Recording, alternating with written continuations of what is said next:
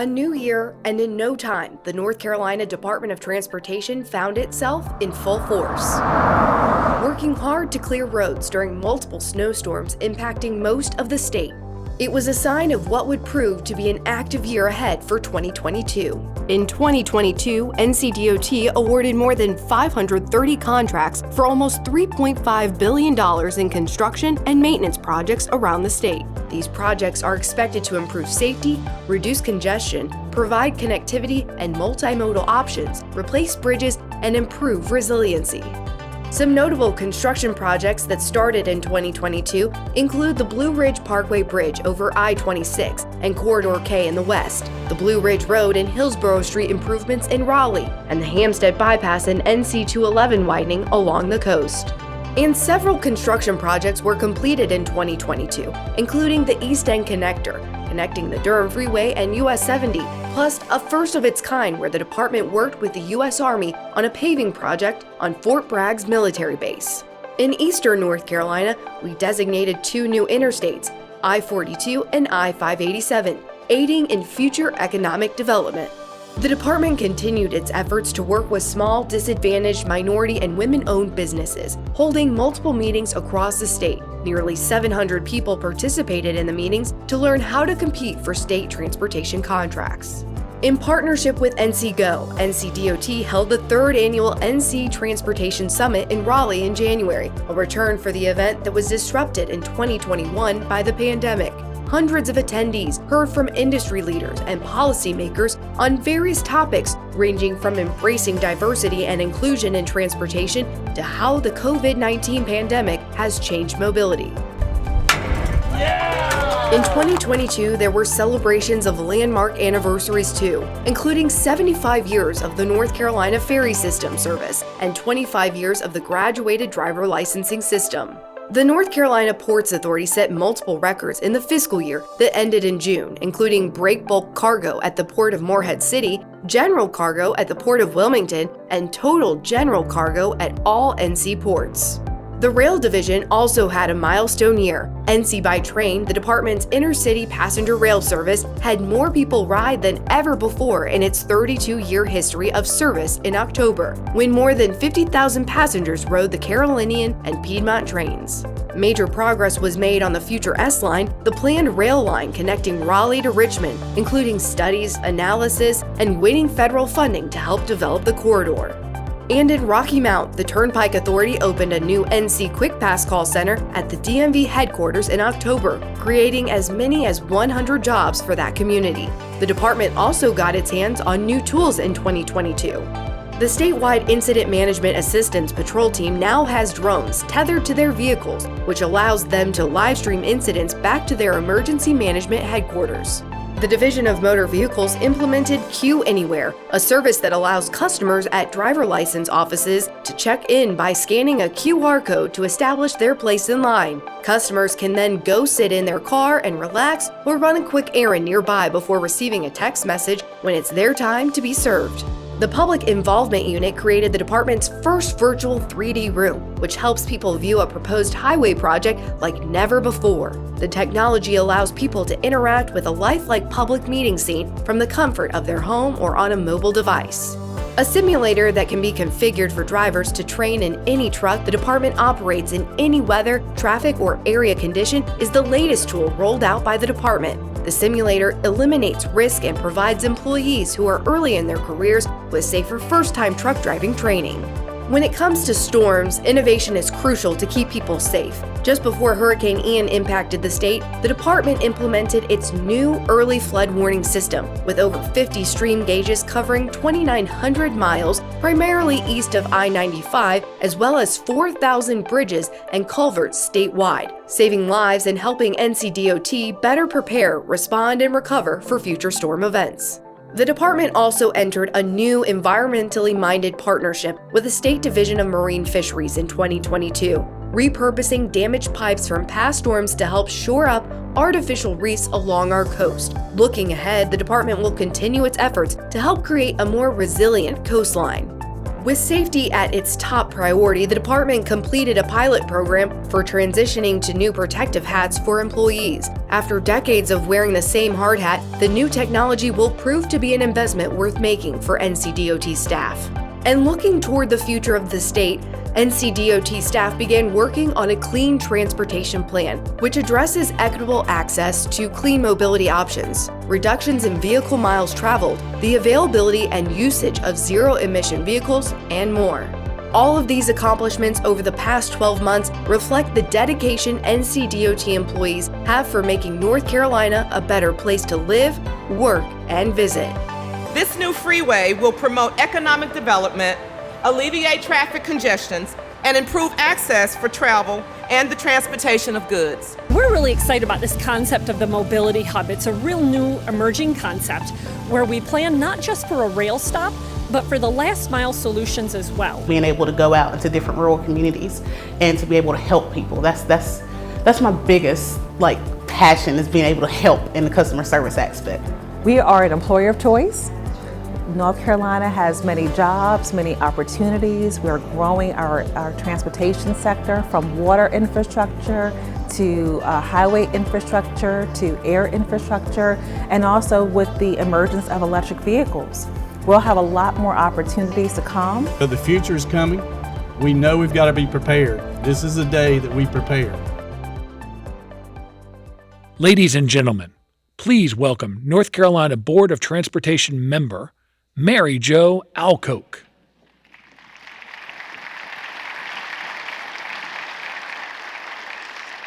Good morning, everyone. Welcome to day 2 of the North Carolina Transportation Summit.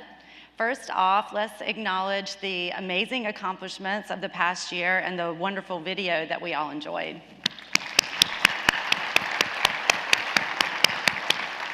I'm excited to see what the future holds and see what accomplishments we will have to show for the year ahead. Speaking of the future, thank you for attending this general session on how do we build North Carolina's future. Today's discussion will explore industry trends, broadband opportunities, and alternative ways to deliver projects.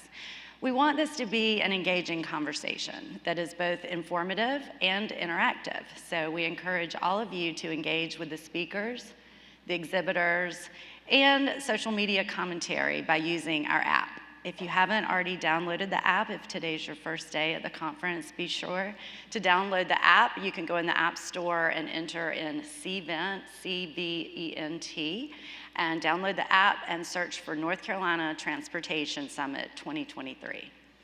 The app includes the schedule, speaker, and exhibitor information, and lets you interact with other attendees here. If you haven't tried this yet, it's very cool. You can see chats, and there's a game to be played. Also, log into the app to answer poll questions. They'll participate in the game, and the winner will receive a transportation-themed gift. For this session, please hold your questions until the end. We'll have a question and answer portion. Now let's go ahead and get started. I'd like to introduce our moderator. He is the Chief Engineer for the North Carolina Department of Transportation. As Chief Engineer, he oversees and directs the engineering and program activities for the 14 highway divisions. Also, he oversees and directs the Transportation Mobility and Safety Division, the Central Units, and the Technical Services Division. If that doesn't mean everything to you, then just know he's the chief man and does it all pretty much. With that being said, let's welcome to the stage Chief Engineer Chris Peoples.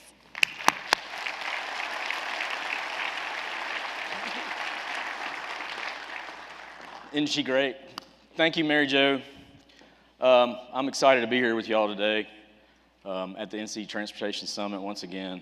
Yesterday was great. We're hoping today's going to be just as good or better.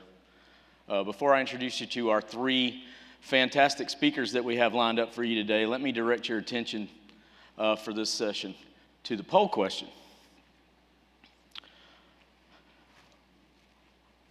What are the most viable strategies for building NC's transportation future?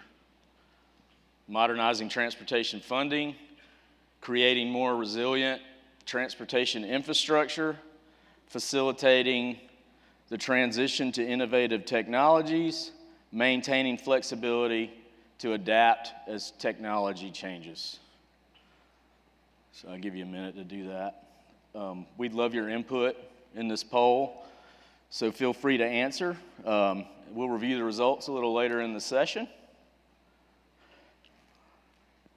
Now I'm pleased to introduce to you our first outstanding speaker for this session. He is the Chief Economist for the Associated General Contractors of America.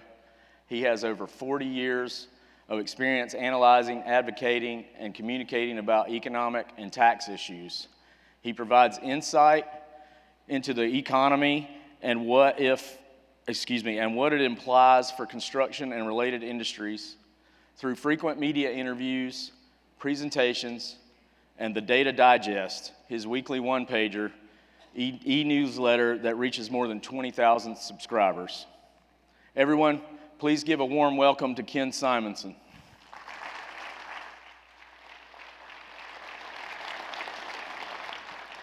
Well, thank you. It's a real treat to be here this morning, particularly since we do have good news about how much spending may be in the offing. For those of you not familiar with AGC, we're the leading national construction trade association for every kind of construction other than single-family home building. And the Carolinas AGC is our only two-state chapter covering both North and South Carolina, and also one of our most advanced. So I hope that you are either members or interacting with Carolinas AGC. I want to give you a quick run-through of what I see as the national picture, but also bring it home here to North Carolina.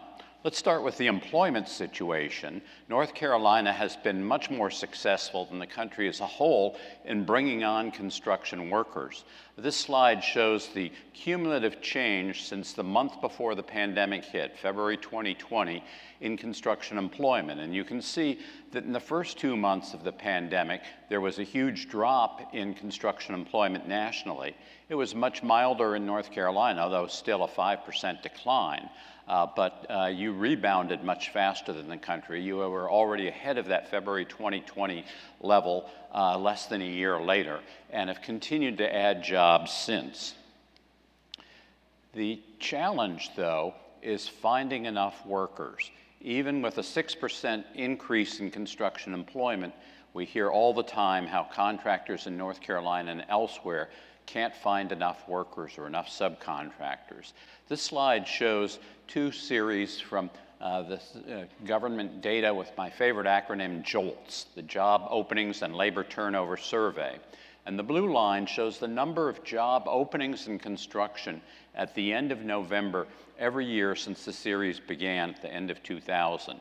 And you can see that it's the highest level ever for November, but also that for the first time, it exceeded the number of people hired during the entire month of November, shown by the red line. In other words, contractors, while they have added workers, they wanted to hire twice as many people as they were able to find that month. The reason that construction is having trouble competing for jobs, first of all, of course, we have an extremely tight labor market overall. The overall unemployment rate is down to 3.5%. That's around a 50-year low. Construction, the unemployment rate in December was the lowest ever for December. But new challenges have cropped up since the pandemic hit. And this slide shows one of them. From 2000 to 2019, construction paid what I call a premium of 20 to 25%, an average of 21.5% more than the total private sector, in order to get people to come out and work in all kinds of weather, start earlier than I like to get up in the morning, and basically be out there no matter what. Well, since the pandemic came along, we saw a huge increase in formerly low-paying jobs in restaurants and warehouses and local trucking that eroded that premium It got down as low as 15%. It's back up to 18% as of December, but nevertheless, that's not where it was before. So construction is no longer as competitive in getting people out. In addition, the preference for working remotely or for hybrid office and home work or flexible hours, those are things that construction can't compete with. So I think the takeaway is that contractors are going to have to raise pay even more, and they have been raising it more than other industries. This measure called average hourly earnings for production and non-supervisory employees, that would basically be the hourly craft workers and then also office workers who aren't supervisors. That premium, or that pay increase was 6.1% last year, more than for the total private sector, 5%. But I do think it's going to have to go even higher to get enough workers back into the industry. Well, construction costs have been another major issue.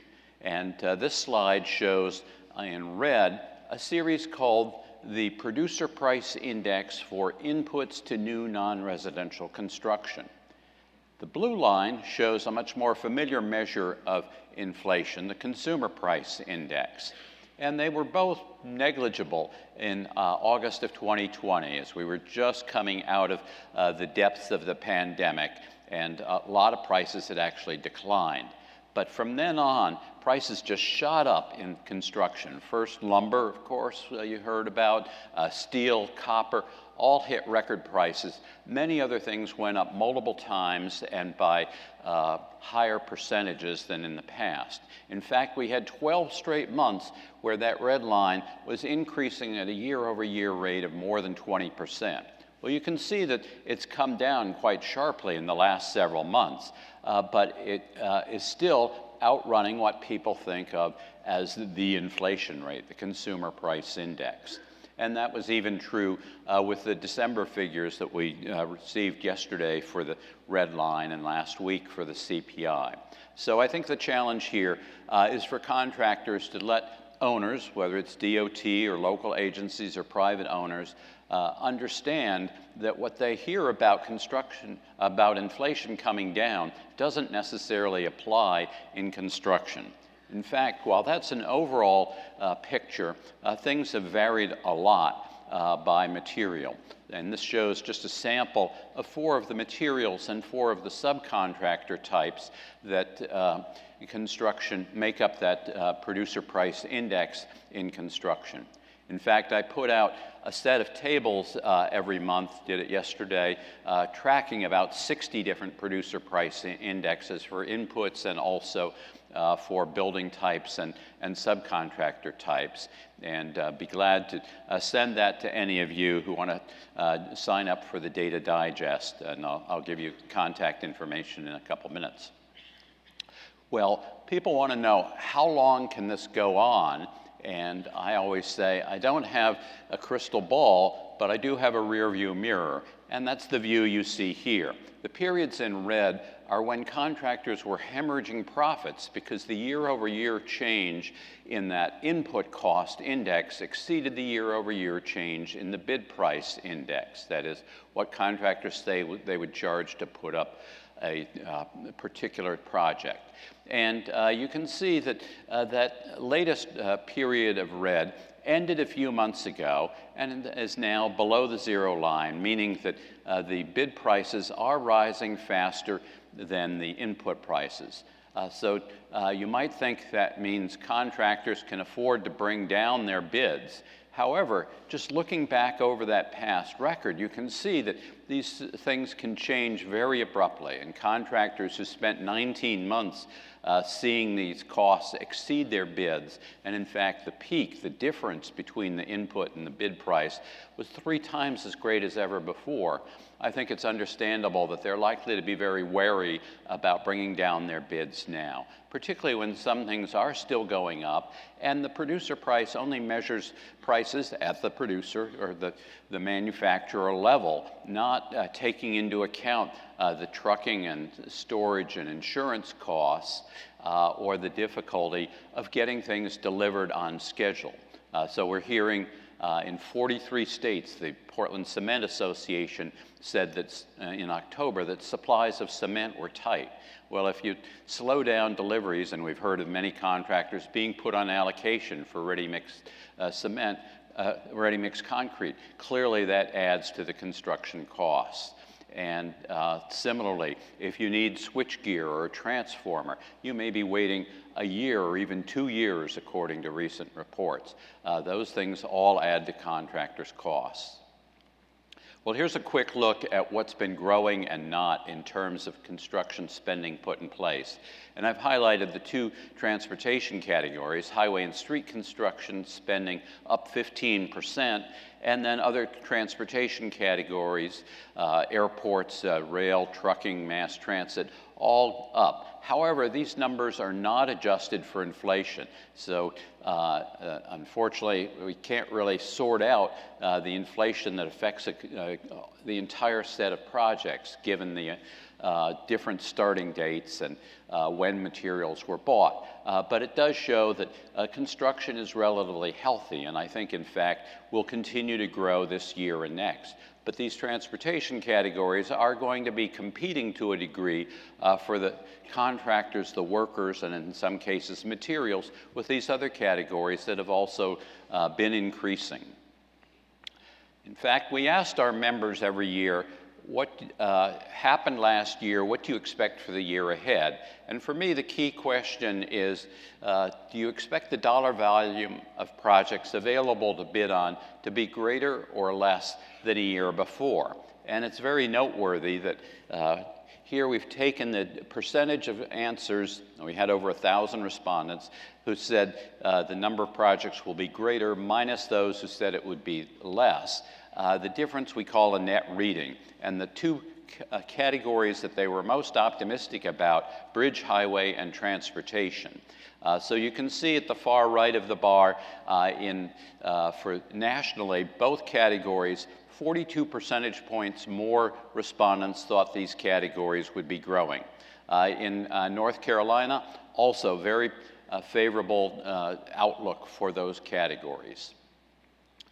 However, it's going to be hard to find workers. While 3/4 of the contractors expect to increase their own headcount, about half of them say it's going to become harder or remain as hard as last year to fill those positions.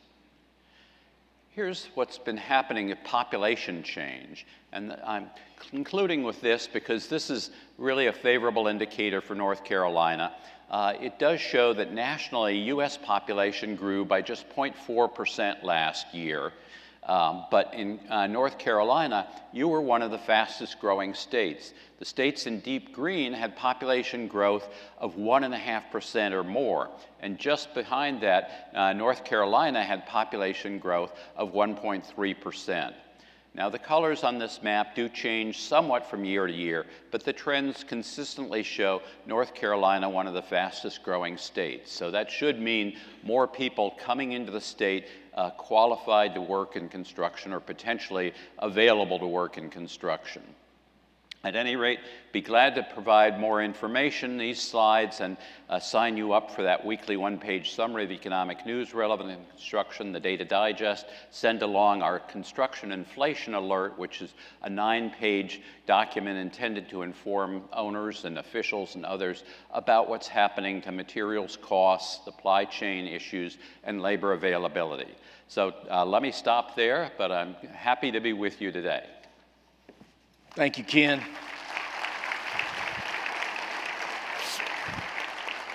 So I've read the Data Digest a few times. Victor Barber, our local AGC representative, sends those to me sometimes, and it's great. So it's a really good tool. So thank you, Ken. Up next, we have the director of the Credit Programs Office with the U.S. Department of Transportation Build America Bureau. The Build America Bureau houses the Transportation Infrastructure Finance and Innovation Act Credit Program and the Railroad Rehabilitation and Improvement Financing Credit Program. It's a mouthful. He directs a staff responsible for all aspects of underwriting, portfolio management, and risk management. He oversees a portfolio that encompassed over $45 billion in federal credit assistance to intermodal, highway, transit, port, and rail projects, totaling over $140 billion of transportation infrastructure investment in the United States. Everyone, please welcome Dwayne Callender. Thank you. Good morning. I have more slides than everyone, and I'm not going to go through all of them, I promise. And they've put me on a clock already. For those not familiar with us, I'm the credit program director for the Build America Bureau. Basically, we have two sides of the house. We lend money on one side, we provide technical assistance on the other. Technical assistance having to do with public-private partnerships, helping interested parties that might want to borrow some of the from the loan programs we have, but also seeking innovative ways to finance their projects. The Bureau, as I mentioned, is relatively new, maybe about 5 years old. The credit programs are about 20 years old. The newest part of the Bureau are all the technical assistance, the outreach, where we're getting out there. We have lots of relationships with state-level entities, state departments of transportation, transit entities, turnpike authorities, and we're really trying to make inroads at the city level, municipal level, rural level. Traditionally, a lot of the money that has been borrowed from our programs has been for really large-scale projects, but we also can do small projects. We can do projects in rural areas, we can do bundled projects, and we're really making a lot of headway in educating more folks at those levels. As I said, I'll go quickly through some of these slides because the main thing I want to talk about is how we, and particularly focused on the credit aspect, how we can help projects. My slides are really meant for reference and resources because we talk also in there about some of the grant programs that the department has that really are focused on technical assistance as well. And at the very end, some examples of projects that we have done and helped to finance in North Carolina. There's actually been a history throughout the state of utilizing the programs. Right now, we have a lot of capacity. The TIFIA program has about 70 billion, roughly. The RIF program about 30, and then we also have private activity bonds. TIFIA has wide authority for highway, transit, rail, intermodal projects. We're doing more port projects now. We're looking at transit-oriented development. So really across the gamut. And we really are a financing arm. We work heavily with our modal counterparts for the Federal Highway Administration, transit, rail, the FAA, as well as maritime, that have all the boots on the ground. They have offices in various states and regions, and they're the ones that are closest to the projects that help us provide oversight while we are monitoring the actual loans. The RIF program is more focused on freight rail, more small mom and pops, regional last mile shipper type projects. Private activity bonds are an allocation that the department has where we can provide authority for private developers to basically be able to borrow money at a cheaper rate or a rate closer to what the government can. So it really helps their projects. To date, Congress had given us $15 billion, which we have allocated, and now under the newest legislation, we received another $15 billion that we're on our way to working on. I mentioned TIFIA, RIF, private activity bonds. One of the main things I would point out on this slide is that we lend at U.S. Treasuries. So as of, December 8th, we were lending at 3.45%. Our loans for the TIFIA, we are limited to 49% of the total project costs. RIF can go up to 100%. And so typically, we are locking in a significant portion of these projects at a very low rate, and we have very flexible terms depending on the nature of the credit and the other security factors of the project. I mentioned the eligibility. The only thing I'd point out here is this slide is that the newest legislation has really expanded what we had traditionally done. Traditionally, we have a lot of highway projects, we have a lot of transit projects, starting to have more rail projects, more port, intermodal, looking at charging stations, looking at other different types of projects that we had not typically financed in the past. As I mentioned in the bipartisan infrastructure law, looking at high-speed internet access, electric vehicle charging, passenger rail, resiliency projects across the board. I was having a conversation previously about broadband. We still haven't quite figured out eligibility there, but looking at projects that incorporate broadband, because lots of those projects incorporate the administration's priorities in terms of projects that we're trying to finance. One of the things that most recently, I mentioned that for the TIFIA program, we can lend up to 49% by statute, but traditionally have only lent 33% to encourage other non-federal investment in projects, but also to limit our exposure. The department has allowed us to go to 49% for transit and transit-oriented development projects, because those are some priorities for the department. We can also go to 49% for rural projects. As I mentioned, we're not just for big projects. To give you an example, the smallest loan the two programs have done has been about $50,000. The largest loan, about $2.5 billion. We probably have 10 to 15 loans that are north of $1 billion each. So very large projects, but then also very small ones. The smaller you get, the less efficient the federal government maybe is in terms of being the appropriate lender, but we are looking at smaller projects. The recent legislation lowered the threshold from $50 million to $10 million in terms of total project costs. So still relatively sizable projects. One of the key differences between the TIFIA and the RIF programs, Congress appropriates budget authority for TIFIA to cover the government's potential loss on these projects. On the RIF side, Congress does not, so sponsors have to pay that. And that's one of the reasons that TIFIA has been much more utilized than RIF. Of that $45 billion, almost $40 billion of it is on the TIFIA side, about $5 billion on the RIF side, to show you the dynamic there. And then obviously on the TIFIA side, a lot of that concentrated in highway projects, transit projects, but as I mentioned, we're doing more different types of projects than we have, and working closely with localities to see what kind of projects might be eligible that might be different than the traditional ones we've done in the past. I mentioned the Rural Project Initiative. Another thing for that is that Congress allows us to lend at half of treasuries, so that's very attractive.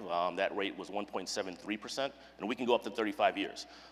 We don't charge any additional fees. We just charge the cost of our outside financial and legal advisors, but that's very attractive, especially in projects where we can be subordinate debt. We can defer payments for up to 5 years after substantial completion. We can structure our repayments based on other payment obligations, so there's a lot of flexibility there that sponsors are looking to use to help move their projects forward. I won't go into these. I mean, these are some of the success stories of projects that have utilized the Rural Project Initiative and were able to get that half a treasury rate. I mentioned the 49% that transit and TOD projects can receive. And this talks a little bit more about the transit-oriented development, which is one of the newest areas for us that we're working on now in terms of providing loans for. I mentioned technical assistance programs. I'm the director of the credit side of the house. There's another office that's outreach and project development, where they're working closely with communities to help them become aware of the programs that we have available, help them put together applications if they're interested in applying for financial assistance, and also help them think about new innovative ways to go through putting some of these projects together. A lot of times we've spoken to sponsors at the state, municipal, city level where they have lots of projects that are very critical but have been sitting on the shelf because they don't know how to get them off the ground. That's what the technical assistance programs are aimed to do. So I won't go into detail here, but there are several programs the department has where we can provide money to help provide assistance to states as they're thinking about the early stage development of some of these projects. The regional infrastructure accelerators, we're going to have a NOFO for that one, about $12 million coming out soon. We have a partnership with some universities where they provide technical assistance for with the centers of excellence. So there are lots of opportunities there to work with local and municipal authorities. And you can see some of the geographic coverage for the technical assistance. Just going quickly through one of the newest programs is Thriving Communities, where Congress authorized about $25 million through 2024. So as you can see, there's been an emphasis on not just having the money to lend, but actually providing assistance to states to figure out how to access that money. I won't go through these, but these are some of the projects that we've actually done in the state already. You know, lending to the I-77 public-private partnership project, slightly under $200 million. Triangle Expressway, Monroe Expressway. So as you can see, we have a lot of experience with the state working on projects in the state, and we'd be happy to work on some more. My time is almost up, so I know I went through very quickly. The slides are a good resource. If you have further information or would like further information about either the loan programs, the credit side, but also the technical assistance programs, happy to talk about that. We have lots of people that are happy to come out to different areas if they like to put up workshops to talk to other entities so they can figure out how best to utilize what the Bureau has to offer. So with that, I'll end it and turn it back over. Good stuff. Thanks. Thank you. Yeah. Here, you can hold that. I don't need it. Wow, that was great. Thank you, Dwayne. Last but certainly not least, we have the Vice President of Tilson Infrastructure, leading a team of industry experts focused on financing, developing telecom infrastructure across 3 asset classes: poles, towers, and fiber. Prior to joining Tilson, she was principal and owner of Front Range Infrastructure Consulting, LLC, advising clients in fiber and wireless industry. Everyone, please join me in welcoming Alda Leitzis. Thanks, Chris. Good morning, everybody.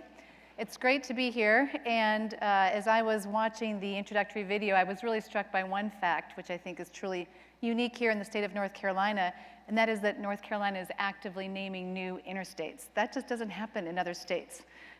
So it's a bit of a good segue for my project, the North Carolina Middle Mile Broadband Project.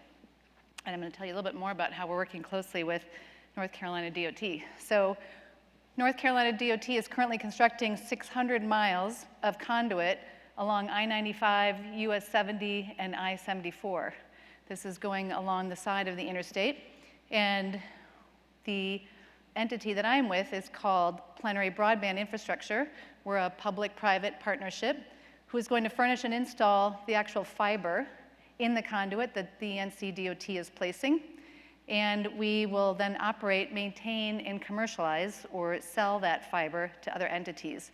And we will share that revenue with the state. So that's the basic model of Plenary Broadband Infrastructure. We, as an entity, are leading a similar project with the state of Pennsylvania, the Pennsylvania Turnpike Commission. We've got a 220-mile broadband middle mile network there that's currently under construction. We're ready to launch the first phase of it next month. We're really excited about it. We will launch the next phase of it at the end of this year. That will cover the eastern portion of the state. And then we were just awarded the Western Network contract, which will run all the way to the Ohio border. So it's a really exciting project. Both of these states in Pennsylvania and North Carolina, I believe, are very unique in the nation. The first to endeavor to do such a project and provide broadband across their states. This is a graphic just showing you an overview of the roadways that I just mentioned. I-95 north to south in green, US 70 in blue, and then US/I-74 in red. Those are the 3 that we're under contract for on this project. And then in yellow, you can see the dotted line. That's a project that we aspire to do that covers Interstate 40. We're currently in the process of waiting to hear about funding that we've applied for. So who is Plenary Broadband Infrastructure? A little bit more about the entity involved as a partner with NCDOT. It's consisting of 2 very experienced companies. Plenary is a North American preeminent infrastructure developer and contract manager. They're focused on delivering public-private partnerships, P3 projects, with a $20 billion portfolio. So very involved in state projects such as bridges, tollways, et cetera. And then Tilson Infrastructure, the company that I represent, came in as the telecommunications expert in the partnership.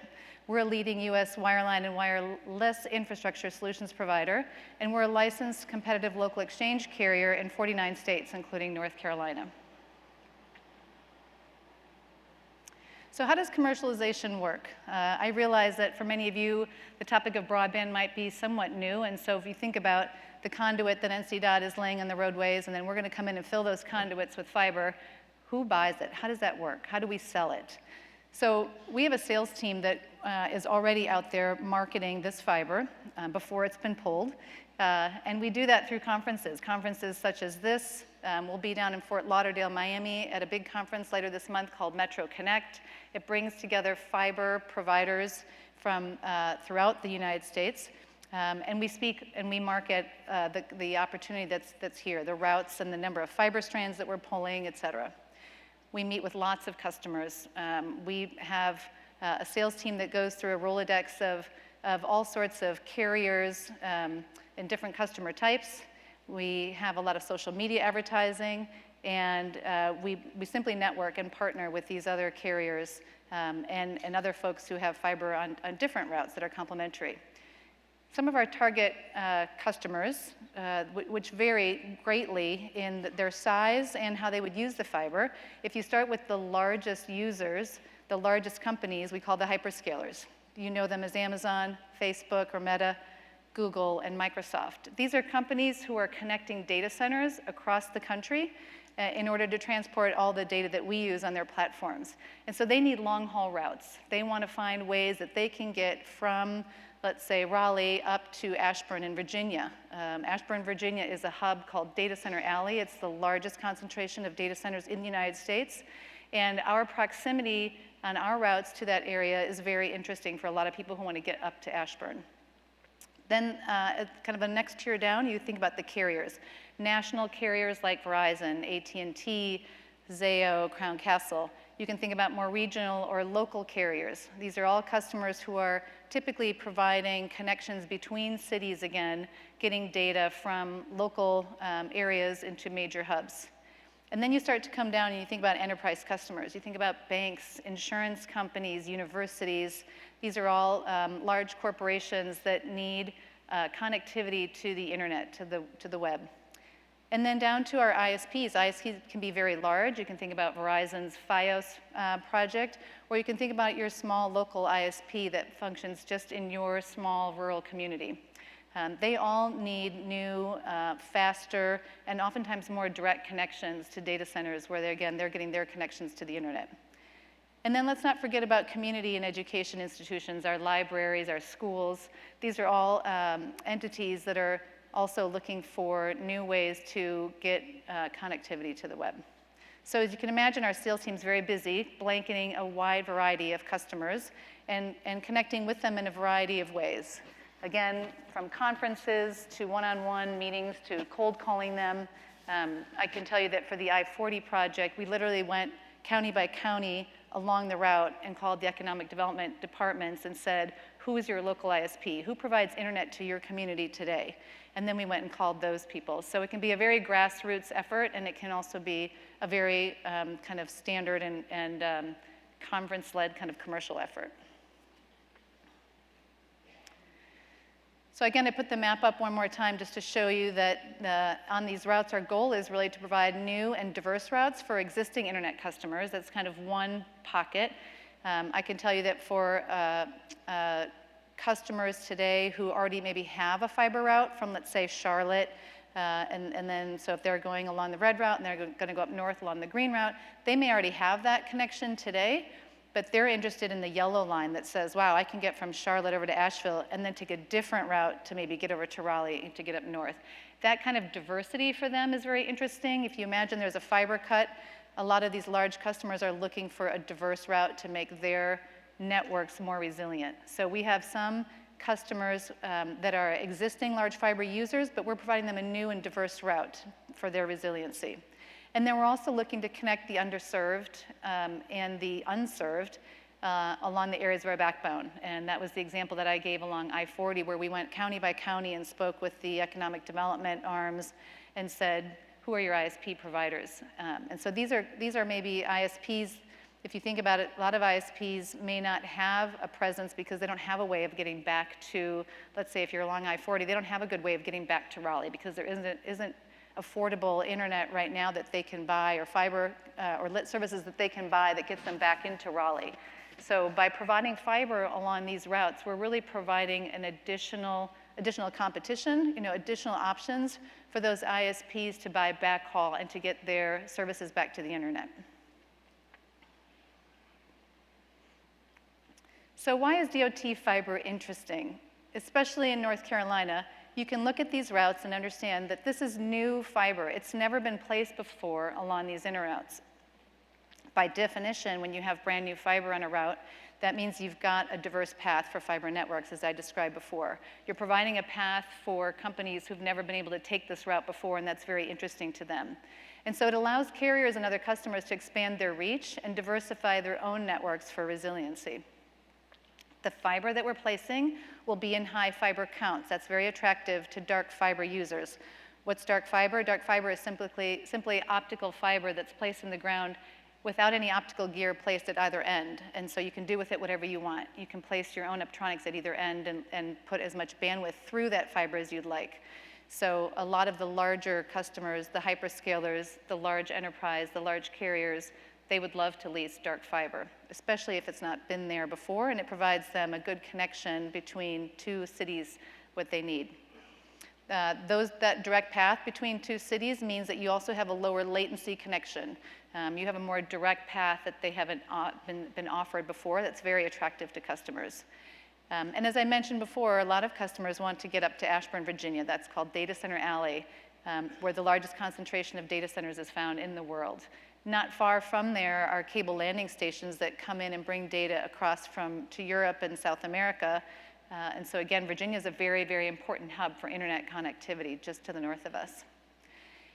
And then these additional routes also boost the bandwidth capacities for all the different local, national, and regional providers for all sorts of businesses and all sorts of residents. So it's very, very, very interesting. So when our salespeople go out, in fact, my salesperson said to me last month, he said, Alda, I've never been in a job where I cold call and I tell people about a product and I get an 85% green light of people who are very interested.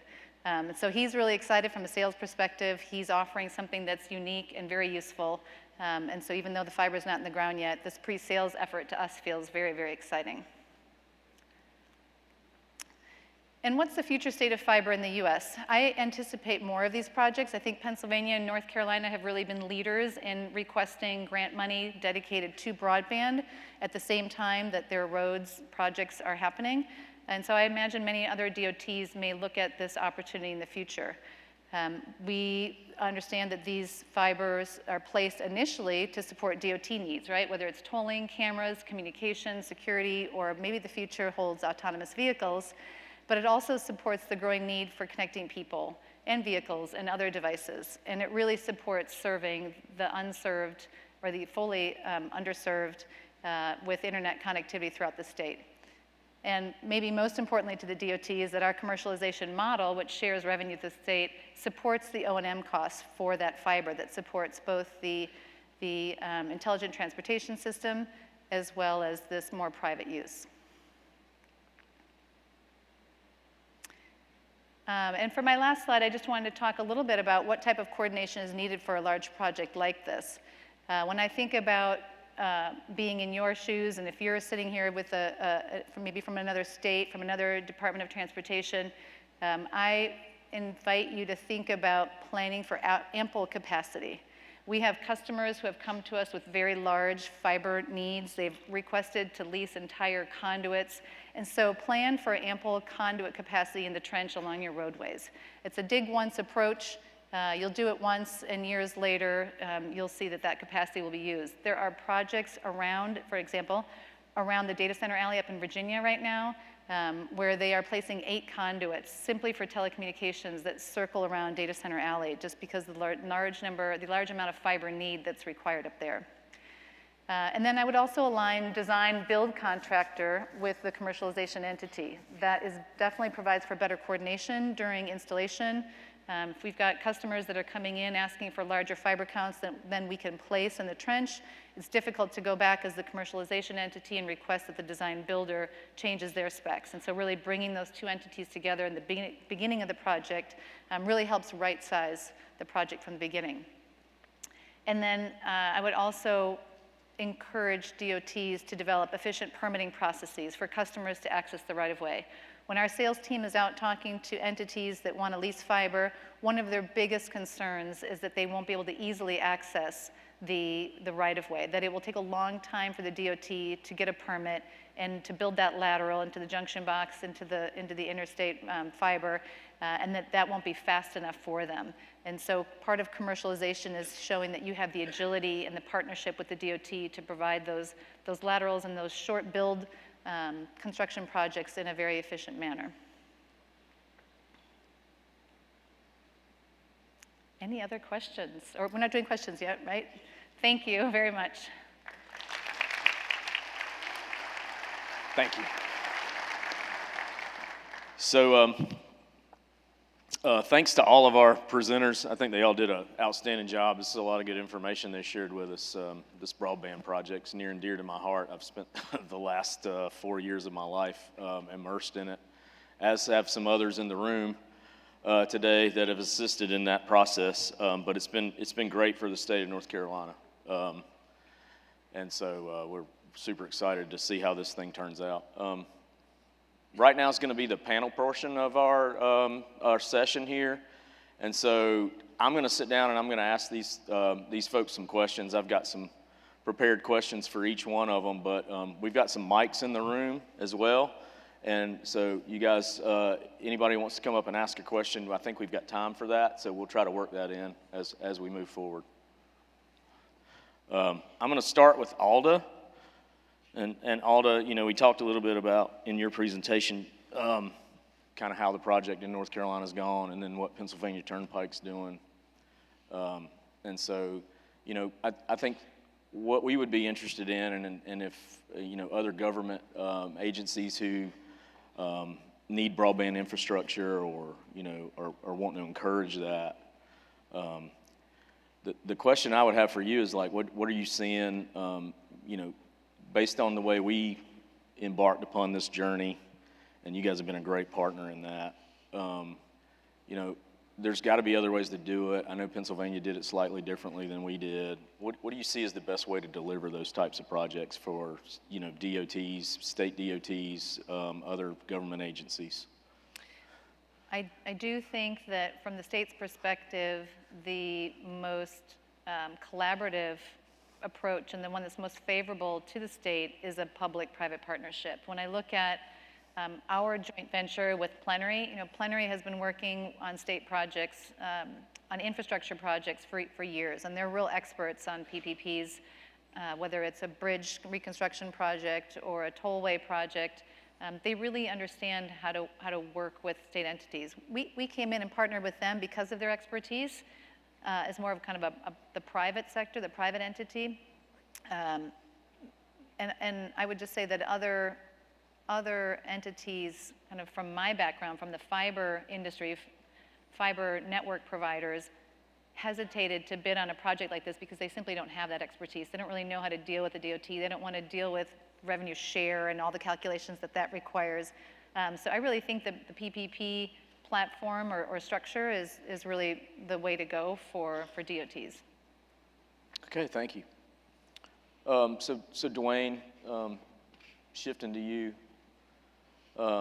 you know, you talked a little bit about what you guys offer and some of your technical assistance, but how are other states leveraging the US DOT programs to develop projects that maybe their current revenue streams don't support? You know, so if you could maybe comment on that a little bit. Sure. So I think there are two things. There's the actual financing side, and then there's the technical assistance side. On the technical assistance side, we found in a lot of the outreach that we've done that there are folks that are still not familiar with us, that especially below the state level don't have long-standing relationships with the federal government, don't understand all of the bells and whistles and hoops you have to go through to use federal money.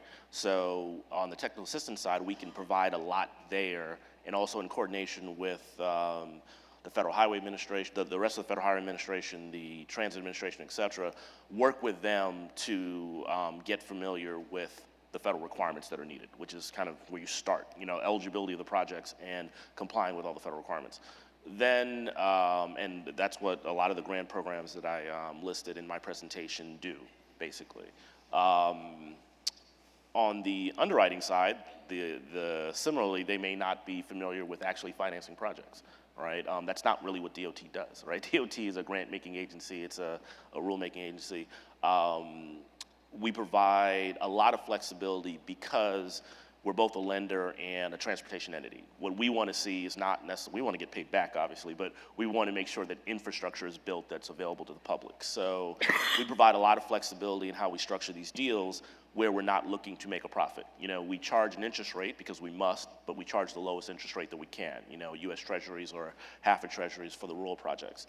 We provide flexibility in that we've had instances where the loan was needed at the time when you're going to construction, the loan is put in place, 2 years pass, you haven't drawn on the loan yet, interest rates go down, they refinance our loan at no cost.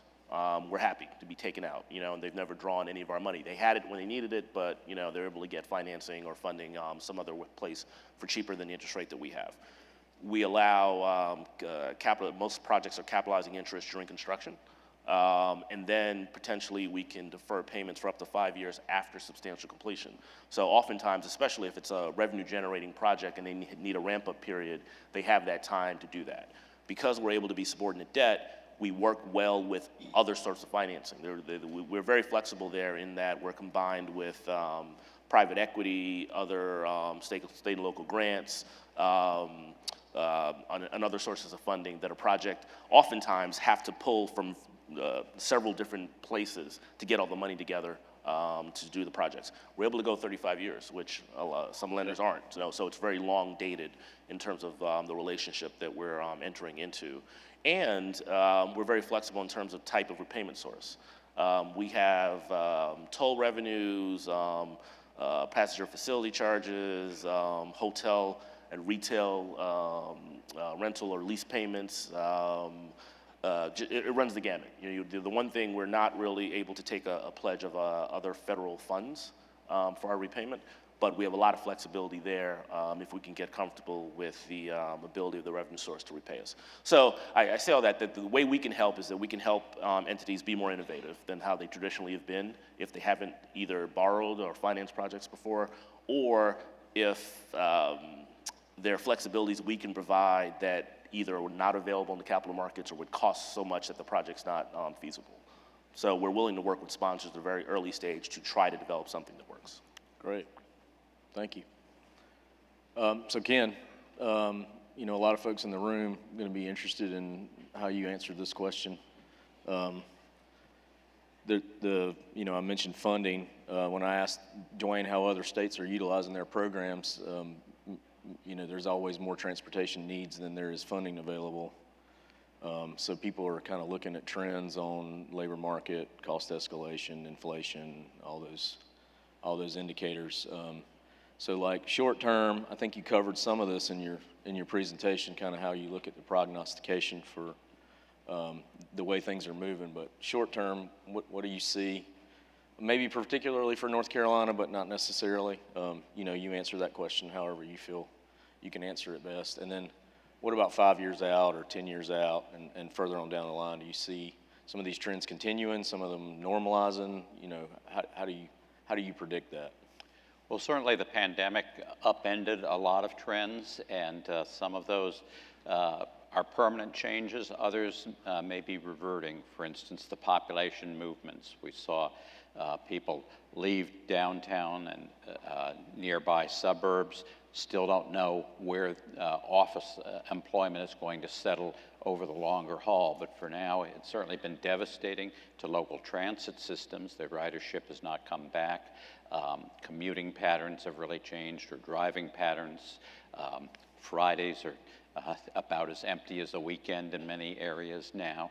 So these things are really going to make, I think, a long-term difference in both the revenue that's being generated by transit in particular, but somewhat also by toll roads, but also where the needs are going to be. And the biggest questions remain unsettled as to where will employment be taking place and how much of the population movement that occurred right at the beginning of the pandemic to go from cities out to outer suburbs or to rural areas, how many of those people are eventually going to come back? I think North Carolina has a very interesting mix of population centers and then of retirement or recreation and rural areas that may mean that you have more steady population growth than some areas that are very heavily urban or very heavily rural. But in terms of the immediate challenges, I'd say there are two. One, I showed you the gap in the number of jobs being filled and the number that contractors like to fill. That's a national problem, even though North Carolina has added a lot more construction jobs than other states. I know contractors here are still hungry for workers. And the other is on cement and concrete, that we haven't added cement making capacity in more than a dozen years, and yet the demands keep growing. And particularly if all this good money that Dwayne is offering at low interest rates comes through and we do a lot more construction of highways and other transportation facilities, that's going to add hugely to the demand for ready-mix concrete and for precast concrete. So I do think that these are things that could cause projects to take longer and cost more than had been planned. And if I could add to that, Sure. I mean, so we've seen that challenge over the last year where, you know, sponsors, these projects, large projects take a while. And, you know, they have the cost estimation that they do early, and then they actually get to the bids and, you know, they're 25% above, you know, where they originally thought they were going to be. That's one of the gaps we can help fill sometimes, you know, in terms of our flexibility. Obviously, sometimes it requires additional funding, but it's something that we're factoring into our underwriting right now because it's the environment we're living in. We're factoring into the underwriting. We had to, the pandemic, you know, when the pandemic first hit and everything shut down, and some of these projects are dependent on people riding on the roads or people riding on the transit, figuring out what kind of scenarios and how resilient you have to make these projects to, I mean, hopefully it's a once-in-a-lifetime event, but, you know, more and more there are things that you thought were once-in-a-lifetime events that are happening more and more. So all of that is factoring into the terms that we're lending on, how we look to the future when you're trying to estimate, you know, what people are going to be doing, you know, 35 years from now, particularly in terms of travel and where people are living in population centers. So, but it's something, once again, that we're willing and able to work with sponsors early as we're developing the projects to make things that we think are resilient and can stand up to some of these life-changing factors. Yeah. What I hear most from contractors in terms of their relationships with DOT is they need answers sooner.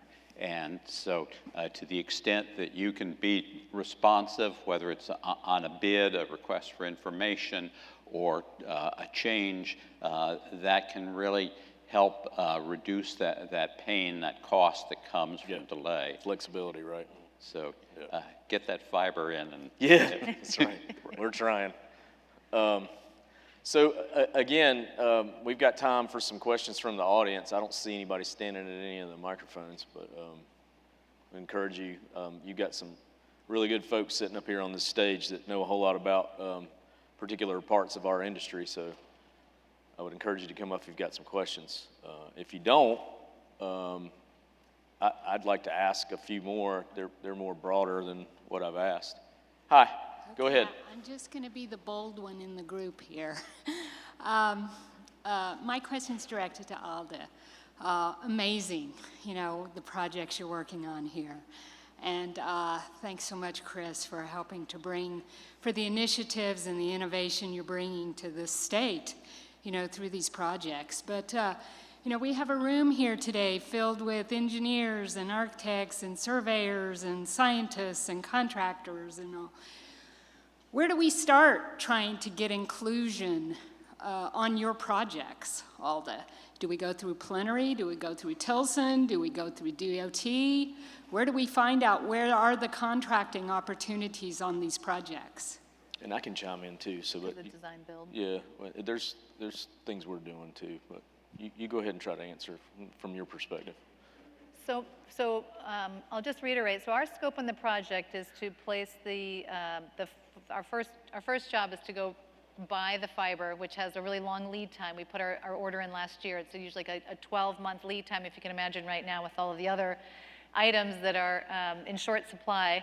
But we'll need contractors to place that fiber. And we're actually looking for local contractors today who have that knowledge of putting in large spools of fiber and splicing that fiber. So if anybody has any suggestions, I'd love to take that. The RFP has not gone out yet. We're still waiting for the fiber delivery. And then we'll start selling that fiber, and that's more of a in-house sales capacity. But as we sell that fiber, as I mentioned before, what's really important to customers is they need to access the fiber somewhere, and we've got these large, oversized junction boxes every mile or so, or at all the major interchanges. They'll need to get access at those points, and so we'll be building short fiber laterals, as I mentioned, to connect to the interstate fiber. And there again, we're looking for good local contractors who would be interested in doing that for us on a repeat basis, as we have customers who want to quickly access and turn up their own networks. And then the third, what I call commercialization infrastructure element, is what we call an ILA hut. And these are huts that are placed every 50 miles along the interstates, where customers can, it's like a mini data center, where customers can place their regen equipment, and they can regenerate their signals as they go long distances. And we've got that project engineered and in the bidding phase right now as well. And so those are the kinds of projects that we're looking at that are required from a commercialization aspect, where we'd love some more local bidders. Yeah, and just to talk about what NCDOT is doing, we're always looking for an opportunity to expand our footprint for our ITS network. And so as we have construction projects that go through some of these major corridors, we typically add some fiber installation even when we're not looking for a commercialization partner. We're doing things with performance-based O&M outside of the 600-mile project that we're doing. That 600-mile project basically doubled our broadband infrastructure in North Carolina, so it's huge for us. But we continue to apply for additional highway construction and bridge construction funds, grants from US DOT and Federal Highway. And as we do that, a lot of times broadband is a piece of our application process. And so we're extending that network all the time. And where it makes sense, we'll be looking for a commercialization partner in that. Because, our goal would be to be able to at least have a net zero and being able to operate and maintain that network. And so that's taken us somewhere we haven't been before, and we're very excited about that. So on the professional services side, are those RFPs going to come out through DOT, through Plenary, through Tilson? Where will those come through? Who will those come through? The RFPs will be issued by our joint venture entity, so Plenary Broadband Infrastructure. And maybe there's a way, Chris, that if you've got connections, that we can make sure that we get it out through the NCDOT network. Yep. Yeah, we're happy to work with you on that. But and then for the stuff that we do, I mean, we follow our normal process with how that works. It just depends on what type of project it is and what procurement method we use, how we plan to deliver those projects. That was a great question. Thank you. Yes. Any more? Yep, looks like we got one. Hi, I'm Donna Dancusi with Federal Highway, and I have a question for Alda.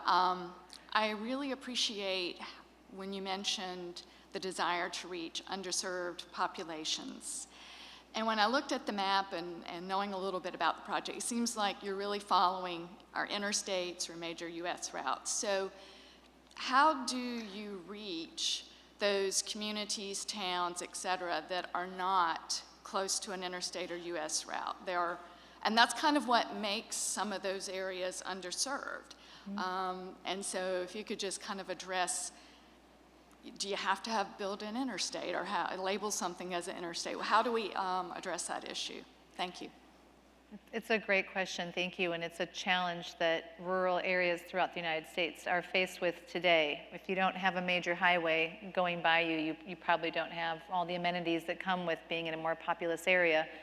I would say that the federal grant money that's coming out today to serve the unserved and the underserved is the best way for communities, counties, rural areas to request that funding. It's based on mapping, where you have to prove that you have unserved or underserved areas so that you can get those funds. And then once the local areas have those funds, they have to connect with an internet service provider who is willing to then build out fiber. And it doesn't necessarily need to be fiber. It could be fixed wireless. There's different technologies that can get your homes connected. But to get a partnership like that going to connect that community. Now, when that community, as you mentioned, is far off of the main interstates, as I've showed you here, it doesn't mean that there isn't fiber going nearby on their roads. You just, you have to look and see who's the local fiber provider going near there. Those local ISPs who will use that grant money and build out fiber to the home, they'll know how to get the data, from the homes back to the nearest larger city.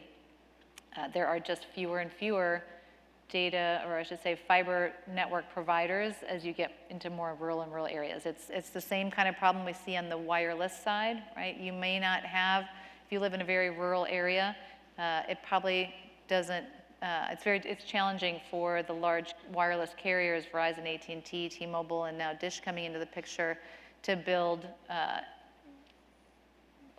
macro towers out in those rural areas because they're not picking up as many subscribers. So, they all have a basic business model to follow, an ROI model, and it's hard to build a $500,000 macro tower for an area that's only going to serve, 100 people, right? They just don't ever get the return on their money. So it is a commercial problem today, but this is where I think the federal grants that are coming out now are very helpful, and they're addressing this actual lack of funding from the private sector.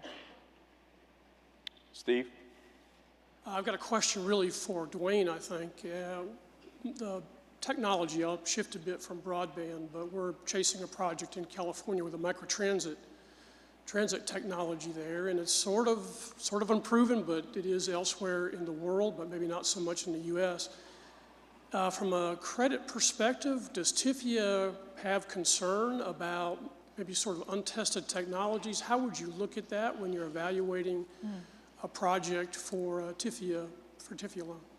I mean, it definitely, thanks for the question. I mean, it definitely would be something we would look at, and anything that has untested technology that could impact construction, implementation of the project, or ultimately our repayment would be of concern to us. It doesn't mean that it necessarily is something we can't do, but I think it's something that we would thoroughly investigate, right? To get comfortable. We like being on the cutting edge, and we have some flexibility to do that within reasonable risk tolerance, if you will. So it depends what the technology is. It depends how big a risk and how it's mitigated, quite honestly. And I think you're familiar with the program. One of the, definitely on the TIFIA side, we require investment grade ratings, right? So project sponsors would have to take that whole package to a rating agency and have them rate it, and they'll have an opinion on the level of risk and how well it's covered. And we'll have our own when we look at it. So, it's something we definitely would be interested in talking about, depending on what, kind of technology you're talking about. And, it's something that, we typically find ways to mitigate what those risks are and contain them in a way that we think makes sense. Is microtransit on your radar screen? I'm sorry? Is microtransit on your radar screen? It is now. Okay. Good answer. Great questions. Thank you all. Thank you all so much as well. You did an outstanding job up here. Proud to be sitting up here with you. Let's go and see what our poll results were. I'm not going to be able to read those, so I'm going to have to stand up. Getting to be an old man. looks like the big winner was modernizing transportation funding, and I think I would agree with that.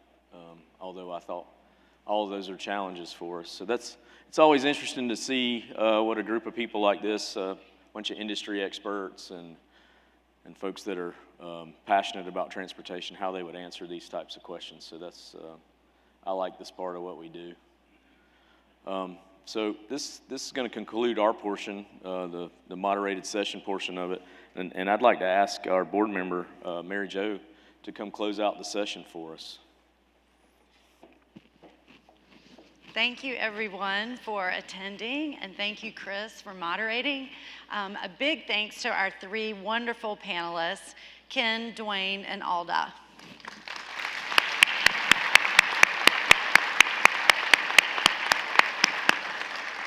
Before we break, we did want to remind everyone once again that credit forms will be sent directly to attendees who checked in at the summit to self-report your professional development hours. Be sure you're registered at the front desk in order to get your credit. In just a bit, we will begin the final round of breakout sessions, followed by lunch and closing remarks. Closing session and then final remarks. Be sure to check out our many vendors in the business development zone in the exhibit hall and our career fair in room 304 for those who are interested.